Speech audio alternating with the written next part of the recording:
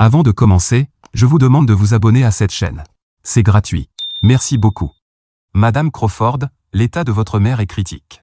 Nous devons opérer immédiatement. La voix du médecin résonnait dans le couloir stérile de l'hôpital.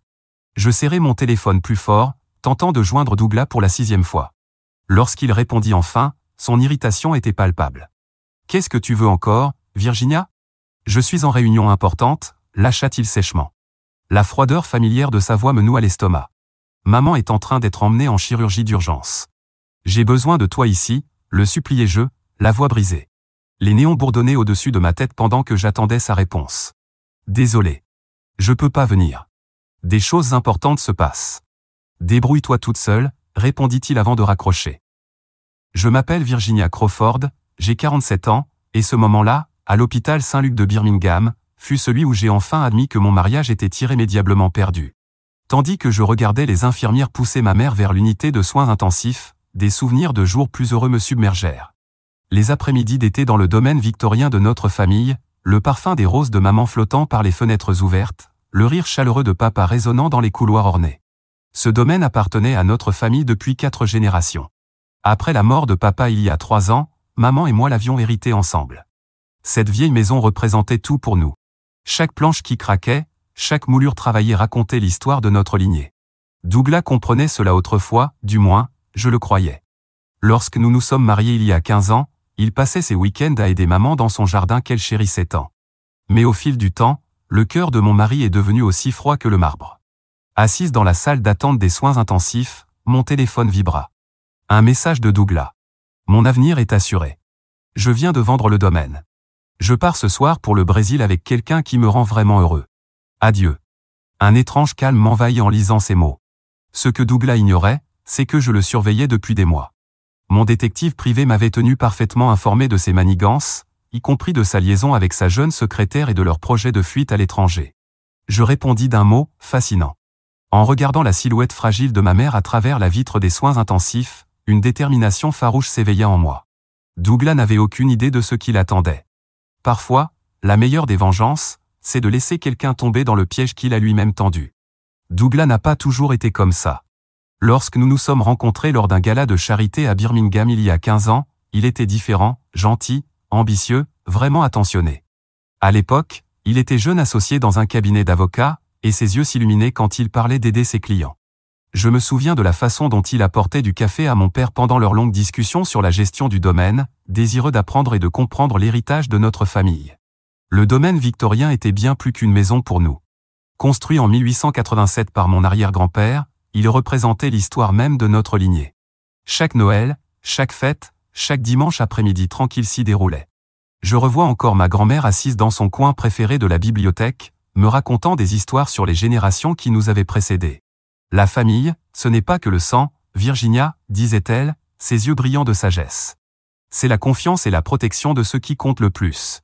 Les changements chez Douglas avaient été subtils au début.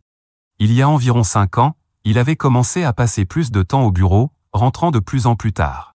Lorsque mon père est décédé 3 ans plus tôt, il a complètement changé. Il s'est mis à remettre en question chaque décision financière que je prenais, exigeant plus de contrôle sur les affaires du domaine. J'ai commencé à remarquer que certaines choses disparaissaient dans la maison, des pièces anciennes, des bijoux de famille, des objets qu'il disait simplement faire évaluer. Il y a 2 mois, j'ai trouvé des reçus pour un appartement de luxe à Rio de Janeiro dans ses emails. C'est à ce moment-là que j'ai engagé Juliana, la détective privée. Votre mari a rencontré plusieurs acheteurs potentiels, m'a-t-elle rapporté la semaine dernière. Il leur a montré des documents falsifiés affirmant qu'il était l'unique propriétaire du domaine. L'ironie de la situation m'aurait fait rire si elle n'avait pas été si douloureuse. Douglas avait passé des années à tenter de prendre le contrôle du domaine, sans savoir que ma grand-mère l'avait placé dans une fiducie irrévocable bien avant qu'il n'entre dans nos vies. Elle avait vu des histoires similaires se produire dans d'autres familles fortunées, et avait pris des mesures pour protéger notre héritage. Mon téléphone vibra de nouveau. Un autre message de Douglas. Tu me remercieras quand tu verras combien j'ai obtenu pour cette vieille maison. Il est temps de tourner la page. Je rangeai le téléphone, ma main trouvant du réconfort dans le cuir usé du journal intime de ma grand-mère, au fond de mon sac. À l'intérieur se trouvait la vérité qui allait bientôt faire voler en éclats les plans de Douglas. La salle d'attente des soins intensifs paraissait plus froide à mesure que la nuit tombait. L'opération de maman durait plus longtemps que prévu, et mes nerfs commençaient à lâcher. C'est alors que Juliana, la détective, m'appela avec une voix glaciale d'urgence. « Virginia, j'ai quelque chose que vous devez voir immédiatement, dit-elle. Pouvez-vous consulter vos mails ?» J'ouvris la pièce jointe qu'elle m'avait envoyée, et mes mains se mirent à trembler. Il y avait des dizaines de photos. Douglas dans des restaurants de luxe avec sa jeune secrétaire, Angela, achetant des bijoux chez Tiffany, visitant des agences immobilières haut de gamme. Mais ce qui me coupa le souffle, ce furent les documents visibles sur certaines de ces photos. Ils vident systématiquement vos comptes personnels depuis des mois, m'expliqua Juliana. La vente du domaine n'est que la dernière étape. Il a déjà transféré la majorité de vos liquidités vers des comptes offshore. J'ouvris mon application bancaire, et comme je le redoutais, mon compte personnel affichait un solde de seulement $842. Le compte joint que nous partagions était entièrement vide. Les larmes me montèrent aux yeux en réalisant qu'il planifiait cela depuis des mois, peut-être même des années. Mon téléphone vibra de nouveau, un autre message de Douglas. Au fait, je me suis occupé de ces vieux albums photos poussiéreux dans la bibliothèque. Personne n'a besoin de ces vieilleries sentimentales. Les acheteurs veulent la maison vide d'ici la semaine prochaine. Les albums photos, les souvenirs précieux de ma mère, des générations d'histoires familiales. J'eus la nausée. Le flux vidéo des caméras de sécurité du domaine s'afficha sur mon téléphone, montrant Douglas et Angela en train de charger des cartons dans sa voiture. Ils riaient, une coupe de champagne à la main, fêtant leur victoire dans notre maison familiale, alors que ma mère luttait pour sa vie sur une table d'opération. « Virginia, » dit Juliana, me ramenant brutalement à la réalité, il y a autre chose. Il a réservé 2 billets en première classe pour Rio de Janeiro pour ce soir. Et il a enregistré vos appels avec l'hôpital.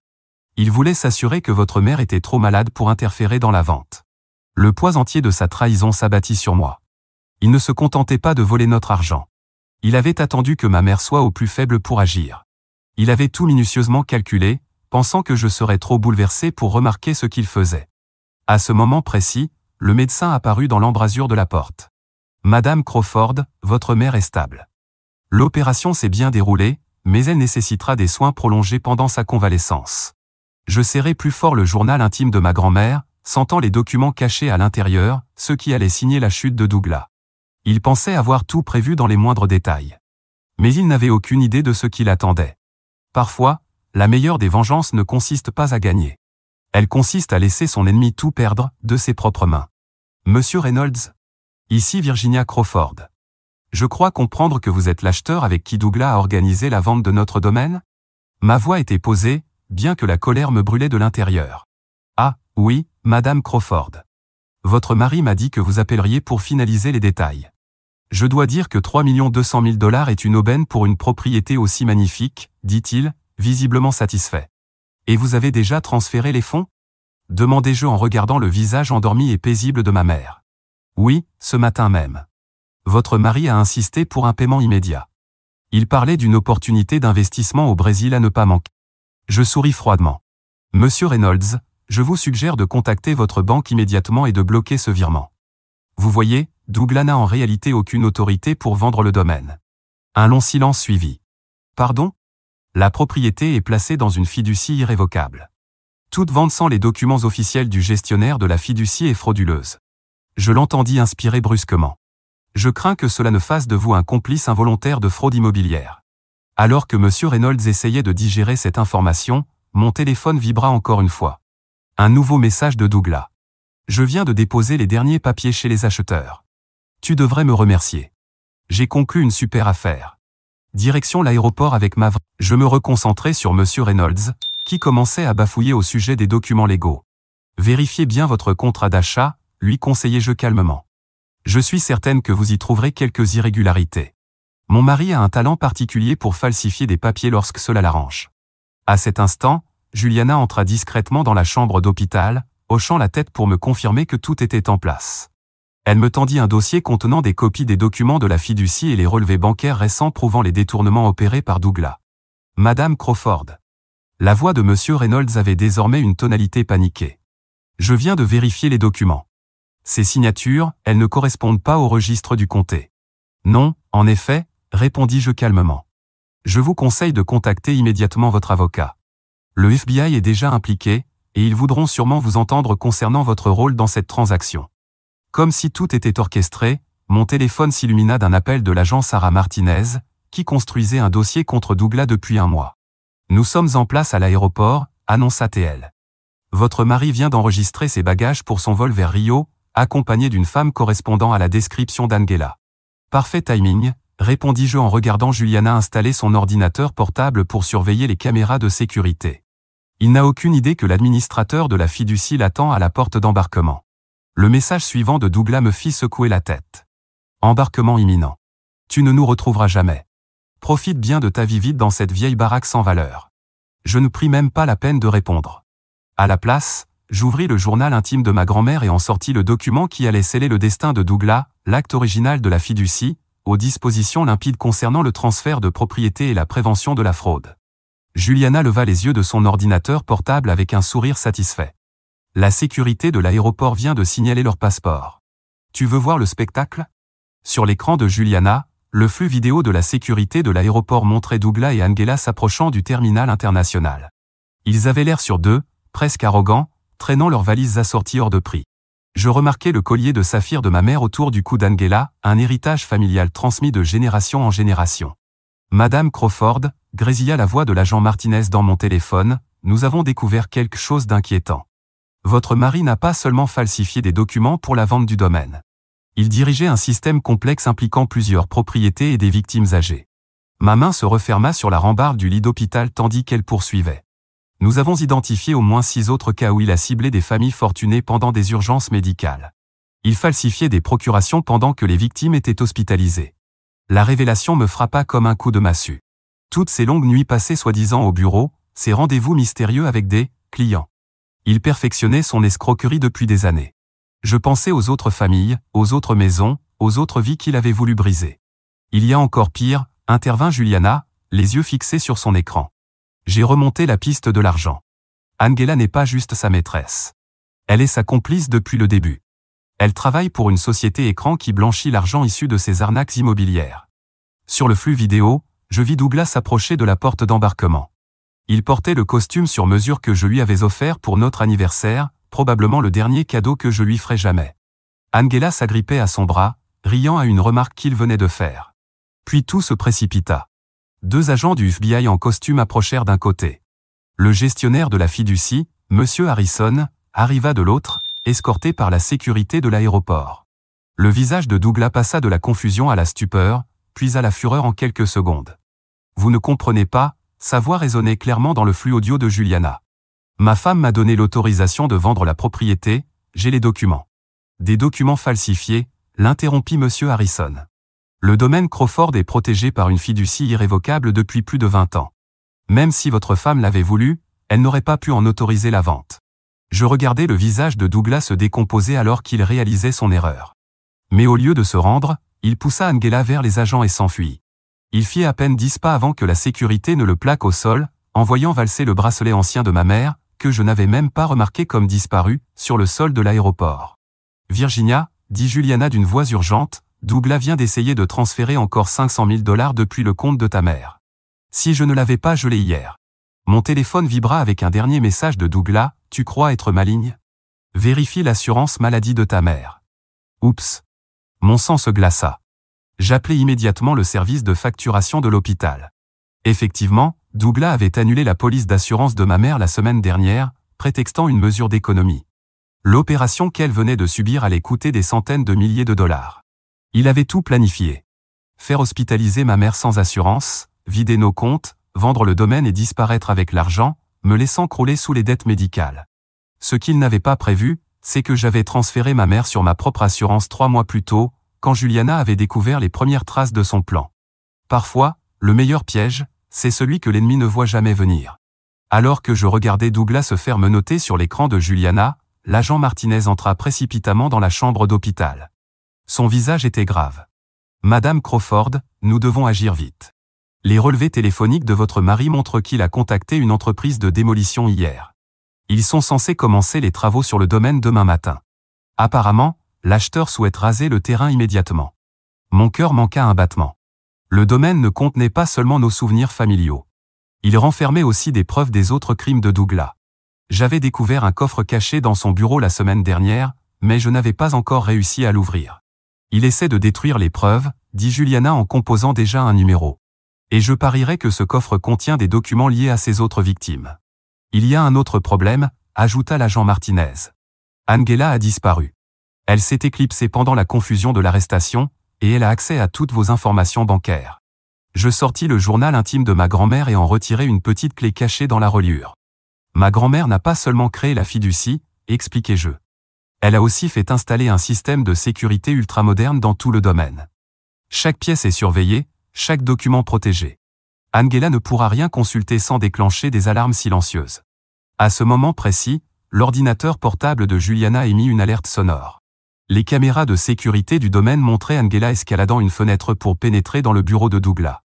Elle se dirigeait directement vers le coffre. « Devons-nous envoyer des agents ?» demanda l'agent Martinez, déjà la main sur sa radio. « Attendez » dis-je en regardant Angela entrer la combinaison du coffre.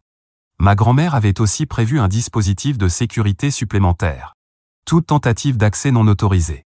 À l'écran, Angela ouvrit triomphalement la porte du coffre. Aussitôt, le coffre et la porte du bureau se verrouillèrent automatiquement, l'enfermant à l'intérieur. Une fine brume s'échappa de conduits cachés, inoffensive, mais contenant un colorant UV invisible qui marquerait toute personne présente dans la pièce pendant plusieurs semaines. La police peut prendre son temps, souris-je. Elle ne va nulle part. Et maintenant, elle est marquée comme preuve de tentative de vol. Mon téléphone sonna. C'était Monsieur Reynolds, le potentiel acheteur. Madame Crawford, je viens d'apprendre que Douglas prévoyait de raser le domaine pour construire des résidences de luxe. Il m'avait montré de faux rapports environnementaux affirmant que la maison historique était en ruine. J'ai déjà contacté ma banque pour annuler tous les paiements.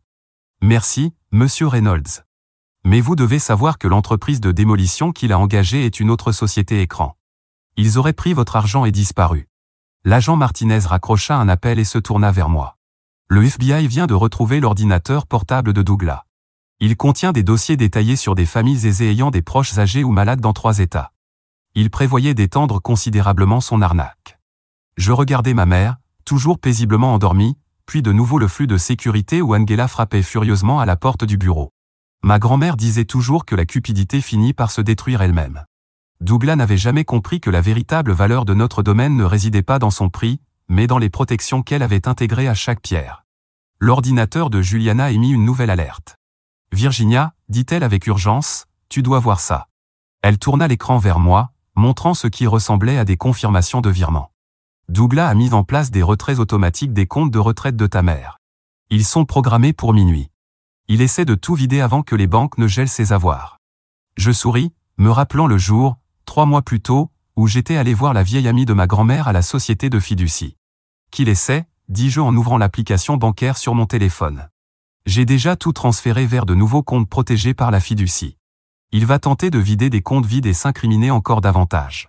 Sur le flux vidéo, nous vîmes les policiers entrer dans le bureau où Angela était piégée. Elle essayait encore désespérément de détruire les documents du coffre, mais ses mains brillaient maintenant d'un violet vif sous les lumières UV. « Madame Crawford, dit l'agent Martinez en examinant les documents récupérés, ces preuves ne concernent pas seulement votre domaine. Les fichiers de Douglas révèlent un réseau visant des dizaines de familles. Nous sommes face à de multiples chefs d'accusation pour fraude, vol et conspiration. » Ma mère remua dans son lit, ses yeux s'ouvrant lentement. Je lui serrai doucement la main. « Tout va bien, maman. Le domaine est en sécurité. Le plan de grand-mère a parfaitement fonctionné. Évidemment, murmura-t-elle avec un faible sourire. Ta grand-mère disait toujours que le meilleur piège est celui dans lequel ils entrent d'eux-mêmes. Le téléphone de l'agent Martinez vibra. Ils ont retrouvé le sac de fuite de Douglas dans le coffre de sa voiture. Il contenait des passeports, de la monnaie étrangère, et le testament original de ta grand-mère. Il croyait en avoir l'unique copie. J'ouvris une dernière fois le journal de ma grand-mère et en sortis le vrai testament original, soigneusement conservé depuis toutes ces années. Non, dis-je. Il n'avait que ce que nous voulions qu'il trouve. 2 semaines plus tard, j'étais assise au tribunal, assistant à la mise en accusation de Douglas et Angela. Fini les vêtements de luxe et les sourires arrogants, remplacés par des combinaisons de prison et des regards défaits. Le procureur lut à haute voix 37 chefs d'accusation, fraude, conspiration et tentative de vol. Votre honneur, commença l'avocat de Douglas, mon client cherchait simplement à protéger les biens de son épouse. Ce n'est pas ce que montrent les preuves, l'interrompit le procureur en brandissant un épais dossier. Nous avons des preuves documentées que M. Crawford a ciblé plusieurs familles lors de situations médicales d'urgence, tentant de leur voler leurs propriétés grâce à des escroqueries complexes. Les documents marqués au UV retrouvés dans son coffre détaillent chaque crime. Je pensais aux autres victimes, 12 familles qui avaient failli tout perdre à cause de Douglas. Grâce aux preuves que nous avions rassemblées, elles allaient toutes obtenir justice. Le juge fixa la caution à 5 millions de dollars chacun, ordonnant le maintien en détention de Douglas et Angela, incapables de payer. Alors qu'ils étaient emmenés, Douglas se tourna pour me lancer un regard noir. Je me contentais de sourire en caressant le journal de ma grand-mère. Il n'avait jamais compris que la vraie richesse ne réside pas dans l'argent, mais dans la famille, l'héritage, et la protection de ceux qui comptent vraiment. De retour au domaine, ma mère se remettait bien dans sa vieille chambre, entourée des photos de famille et des objets précieux que nous avions préservés. Le jardin qu'elle aimait refleurissait, et la maison semblait plus vivante que jamais. Je m'assis dans le fauteuil préféré de ma grand-mère, dans la bibliothèque, sentant sa sagesse m'envelopper. Parfois, la plus grande victoire ne réside pas dans le combat, mais dans le fait de préserver ce qui compte vraiment, pendant que la cupidité s'autodétruit.